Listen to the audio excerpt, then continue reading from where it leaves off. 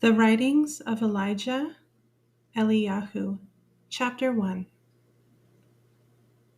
The record of Eliyahu the Tishbite, which he wrote for his Talmud Elisha, whom he called from his field in Abel Meholah unto the Kodesh order of Elohim. Behold, I, Eliyahu, write this record with my own hand, and no man shall see it until I have ascended into the Shemayim. Then shall my authority and the keys of my kehunah, which is the kehunah of the fathers, pass to my son Elisha, by right of lineage in obedience. This kehunah came down to me from the fathers by lineage, for I am a descendant of Yahushua, the son of Nun, who was descended from Ephraim, the son of Yosef, through whom the rights of the firstborn descended in Yisrael. These rights I received when I was but a lad from my father, before he was martyred for the testimony of Yahuwah. And according to the word of Yahuwah, I have appointed Elisha, who is my adopted son, to be my successor in bearing of this work. Nevertheless, not all of my rights shall rest upon him, for Yahuwah hath said, Behold, my servant Eliyahu shall not die, but shall bear with him the keys of his ministry, unto the city of the Shemayim, until the last days when I shall send him unto one of his seed, whom I shall raise up to bear the fullness of this ministry, again among the sons of men.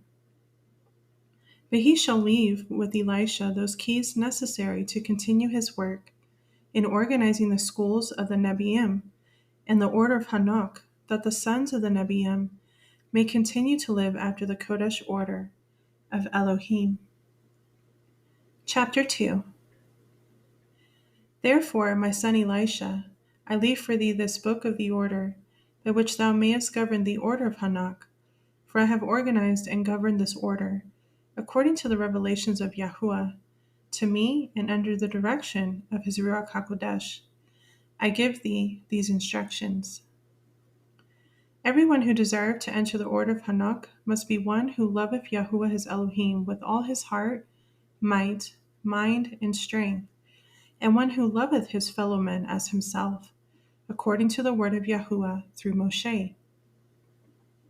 He must covenant to live the Torah of consecration, and to hold all things common with his brethren, according to the pattern set by our first parents. For when they came forth from the garden, they divided not up the land, but held it in common until their posterity, through wickedness, began to lay claim to it for themselves. Behold, this private ownership of the property came to pass through the teachings of that evil combination, which was organized by Cain, that men might get gain for themselves, because the love of Elohim and man is not in them. He who entereth the order must be one who is dedicated to seeing the face of Elohim and receiving from him the promise of eternal lives. He must keep the commandments and statutes of Yahuwah his Elohim, to do what is good and upright in the sight of Elohim, according to that which he commanded through Moshe, the Torah giver, and through his servants, the Nebiim. He who seeketh to enter the Kodesh order of Elohim must be one who loveth that which Yahuwah loveth, and hateth that which Yahuwah hateth. He must keep all the evil far from him, and love to do good, that his works may bear testimony of his righteousness before Elohim and man. He must be governed by the principles of truth, righteousness, and justice in all he do. And while in this Mishkan of clay, having repented of his inclination, to follow after the dictates of the flesh, no longer doing evil according to the selfishness and jealousy and contentious spirit which dwelleth in the natural man. Every member of the order must be dedicated to bringing into a bond of mutual love all those who are striving to live after the Kodesh order of Elohim. To live after the order of the ancients means that they must live in the community of Elohim's elect, holding all things common and loving one another as themselves. They must unite in one heart and one mind, for only thus can Zion be built up in its perfect order, and the name of our Elohim be glorified. Those entering the Kodesh order must have shown by their works their desires to live according to all that Elohim has revealed, to keep all his commandments, to perfect their lives according to Elohim's Kodesh order, and they may be sanctified by the blood of the covenant unto the renewal of their spirits and their bodies. They must love all the children of light, each according to his position in the house of Elohim.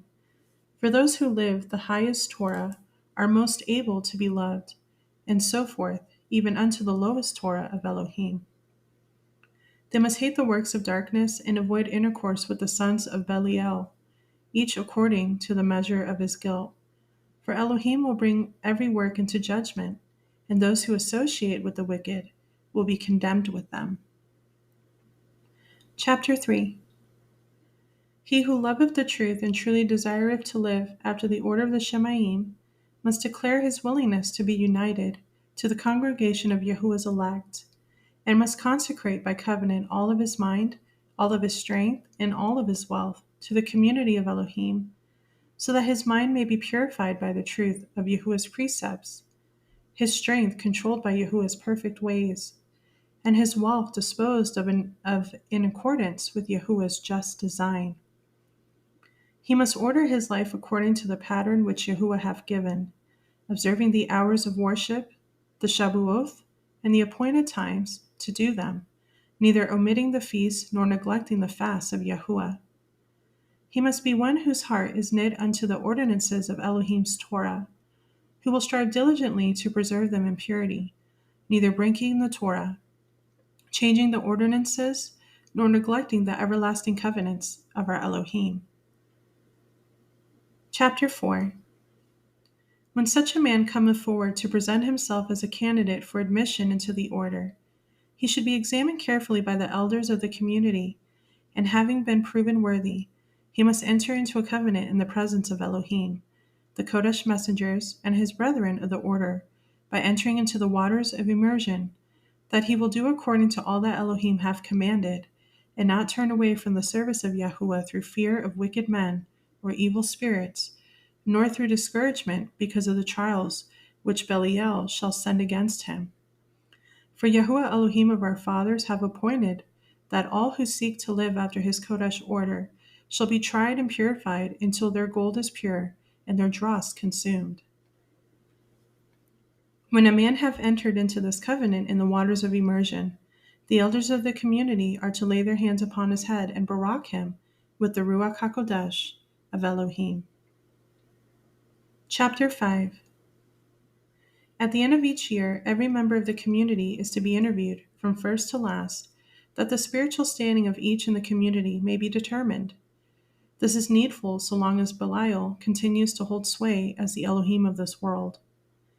The object of this interview is that every man in Yisrael may be made aware of his status in the community of Elohim's elect, that he may measure himself against the perfect, eternal society of the Shemaim. If any man finds that he is being governed by a law which is beyond his desires, then let him be placed among those who live after his own heart. If any man will qualify himself to live a Torah higher than he is living, let the opportunity be given him to live that Torah. Thus no man in Yisrael need be abased below his ability to qualify, nor exalted above his desires to live after the pattern of the Shemaim. Thus all members of the community will stand each in his proper place, according to a true evaluation of his standing before Elohim. Let those who judge in these matters judge according to correct principle, in profound humility, being full of charity and equity toward their brethren and sisters, that the society of the Shemaim may flourish among you, being sanctified by love and unity, in Yahuwah our Elohim. Chapter 6. Anyone who refuses to live after the pattern of Elohim's Kodesh order, the perfect society of the Shemaim, but persists in walking after stubbornness of his own heart and the vain traditions of his fathers, shall not be admitted into the community of Elohim's elect. For inasmuch as he has rebelled against the discipline required of those who are called to set their lives in order, according to the precepts of the Torah of the Shemaim, he cannot be counted among the Kodeshim of the Most High. The spiritual, mental, physical, and material resources of such a man are of no value to the community of Elohim's elect. Therefore, he shall not be permitted to enter into the order of Hanok, to live after the pattern of the Shemaim. If he were honest in acknowledging his weaknesses before Elohim, then would Yahuwah make his weaknesses to become strengths unto him. But inasmuch as his heart remaineth stubborn, and he repenteth not, he shall remain in his sins.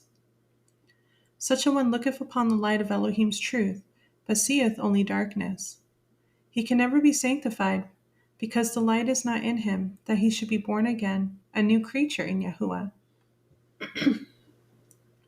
Although he should offer numerous sacrifices in the similitude of the Lamb of Elohim, and be immersed in water any number of times, and be washed and anointed after the order of Hamashiach, yet he can never be cleansed from his sins except through contrition and repentance, wherein he rejects his former works and walketh in the path which our fathers walked, which is the Kodesh order of Elohim. Unclean he remaineth, so long as he will not be governed by the Torah of Elohim, neither submit himself to the ordinances. He shall never enter into communion with the hosts of the Shemayim. It is only when the spirit of man has been awakened to the light of Elohim's truth that he can begin to direct his life according to those Kodesh principles, by which he can ascend into the presence of Elohim and make his calling and election sure. Only through obedience to the Torah and that Kodesh order which has been handed down from our fathers, who entered into the presence of Yahuwah and held communion with the great assembly and ecclesia of the firstborn, can a man sanctify his life to commune with the fathers who have gone on before. Thus can the Berakoth and rights and the kahuna of the fathers descend upon their heads, and they shall dwell in the courts of the sanctified in time and eternity. For only through obedience to the Torah and ordinances of Elohim, walking faithfully after his Kodesh order, and enduring unto the end therein, can a man be redeemed from the fall, and gain a remission of all his sins, so that his mind can be opened to gaze upon the true light of life. It is through obedience to the Torah and ordinances of Yahuwah that a man receiveth the Ruach HaKodesh, which will lead him unto true and complete union with Elohim and all Kodesh men, as his iniquities are lifted from him, and his mind is expanded to receive Elohim's truth, that he may walk therein as one of the children of light. For the atonement of the Lamb of Elohim cometh upon all those who are upright and humble and submissive to all the ordinances of Elohim, that their sins should be washed away in the waters of immersion, and they be sanctified through the blood of the covenant, and immersion in fire and in the Ruach HaKodesh. Thus are they purified from all stain, that they should be pure and Kodesh without spot. Only such a one can perfectly direct his steps to walk blamelessly through all the vicissitudes of life, never deviating from the ways of Elohim, but keeping all the commandments without turning either to the right or to the left, and without overstepping any of the bounds imposed by the word of Elohim. Then indeed is he perfectly acceptable before Elohim, and a pleasure unto Yahuwah. Then will his joy increase, and he will be entered by covenant into the community of the faithful, to dwell with the fathers who have inherited their thrones forever and ever. Chapter 7. Those who enter into covenant to hold all things common according to the order of Hanok, and faithfully adhere to the order of the ancients, should be instructed that their minds may be open to the vision of eternity, and how the order of the Shemayim can be established and perpetuated here on the earth.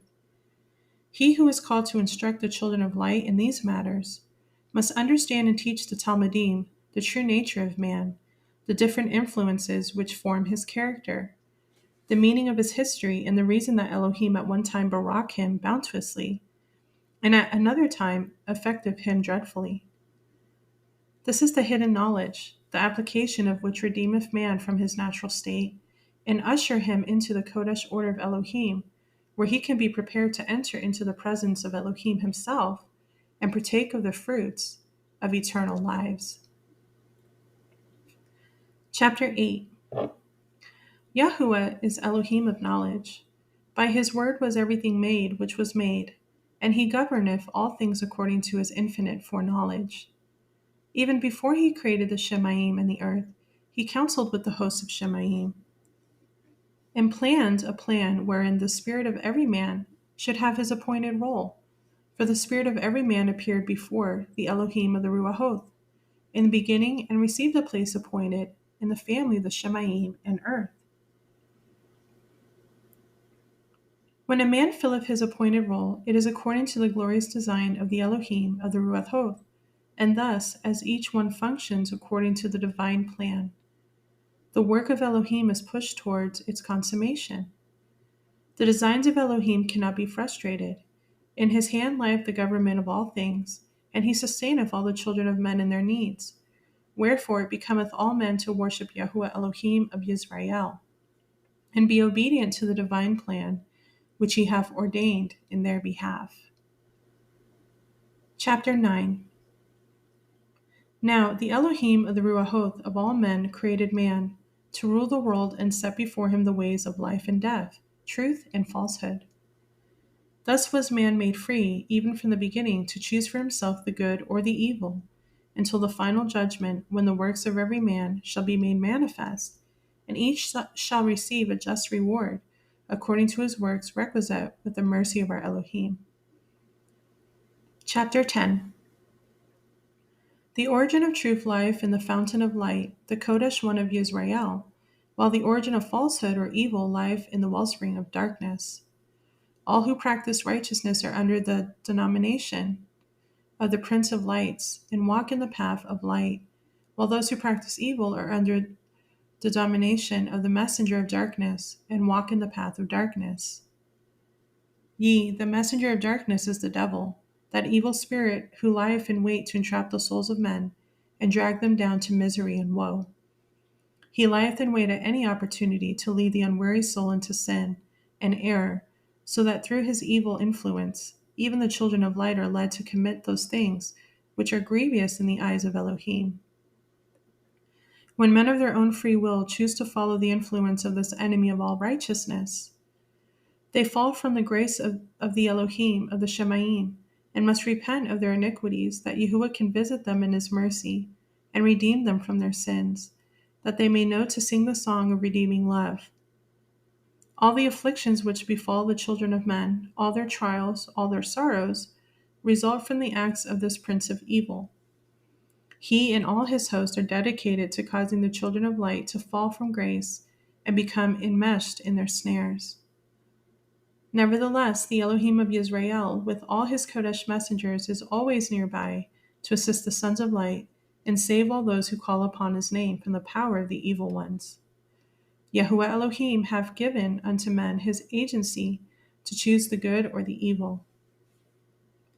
Yahuwah loveth righteousness and will forever and ever, and is always pleased with those who walk in paths of righteousness. But he hateth the evil, and those who walk in the paths of evil will be cast out of the presence of Yahuwah at the last day.